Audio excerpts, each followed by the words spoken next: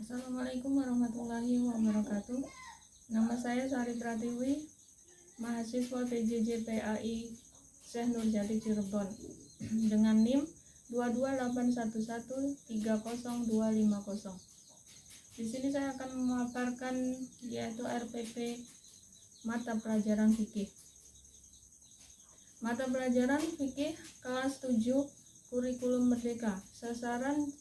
Sasaran CP peserta didik selektif memilih makanan di era global dan terbiasa mengkonsumsi makanan halal dan baik atau halal thayyib sehingga kesucian hati bisa dijaga yang akan mempengaruhi dalam sikap dan perilaku sehari-hari menjadi baik.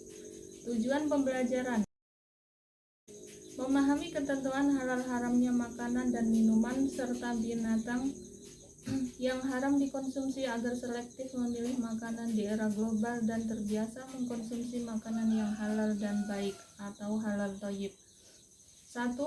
Melalui kegiatan membaca mandiri secara cermat, peserta didik mampu mengidentifikasi kata yang mendominasi dalam sebuah paragraf dari teks halal haramnya makanan dan minuman dengan benar. 2. Melalui kegiatan analisis teks secara cermat, peserta didik mampu menentukan kalimat utama yang memuat ide pokok dalam sebuah paragraf dari teks halal haramnya makanan dan minuman dengan benar. 3. Melalui kegiatan analisis teks secara cermat, peserta didik mampu menentukan kalimat-kalimat penjelas yang membuat ide pendukung dalam sebuah paragraf dari teks halal haramnya makanan dan minuman dengan benar. 4. Melalui diskusi kelompok, peserta didik mampu menyajikan ide pokok dan ide pendukung setiap paragraf dan teks tulis halal haramnya makanan dan minuman ke dalam peta pikiran dengan benar. Sasaran penguatan literasi yaitu literasi membaca. Sasaran CK atau capaian kompetensi CK4 subkompetensi menjelaskan ide pokok dan beberapa ide pendukung pada teks informasi. Materi atau tema: ketentuan halal haramnya makanan dan minuman serta binatang yang haram dikonsumsi. Indikator capaian pembelajaran ada 4, yaitu 1. Mengidentifikasi kata yang mendominasi dalam sebuah paragraf. 2. Menentukan kalimat utama yang membuat ide pokok dalam sebuah paragraf. 3. Menentukan kalimat-kalimat yang memuat ide pendukung berupa contoh, data, kronologi kejadian, uraian, atau lainnya dalam sebuah paragraf. 4. Menyajikan ide pokok dan ide pendukung setiap paragraf dari teks tulis ke dalam peta pikiran. Langkah-langkah pembelajaran menggunakan discovery learning. Kegiatan pembuka atau apersepsi. 1. Guru menyapa peserta didik. 2. Guru menyampaikan tujuan pembelajaran. 3. Guru melakukan kegiatan prawacana dengan menanya peserta didik terkait makanan dan minuman favoritnya.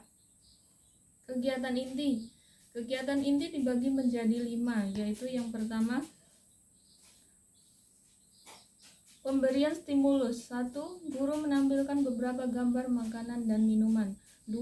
Guru menanya apa saja komposisi makanan dan minuman tersebut dan bagaimana cara mengolahnya. Kegiatan inti yang kedua, identifikasi masalah. Guru memberi kesempatan kepada peserta didik untuk mengidentifikasi halal haramnya makanan dan minuman tersebut.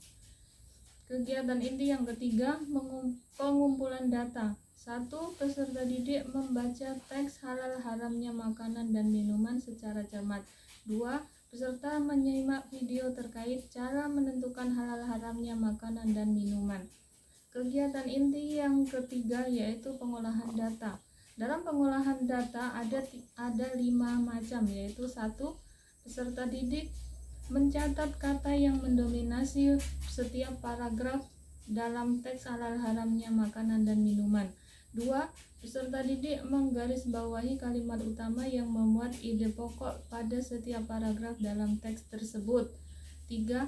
Peserta didik memberi tanda pada kalimat-kalimat yang memuat ide pendukung pada setiap paragraf dalam teks tersebut. 4.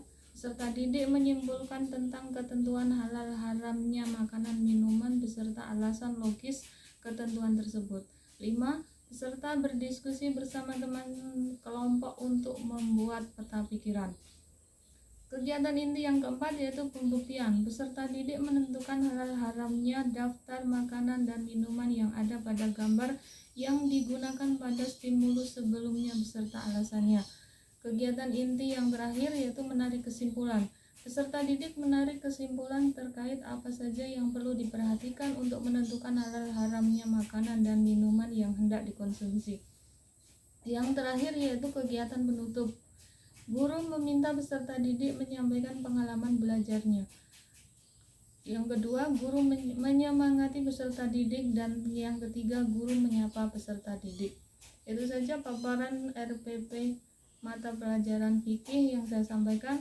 Kurang lebihnya mohon maaf. Wassalamualaikum warahmatullahi wabarakatuh.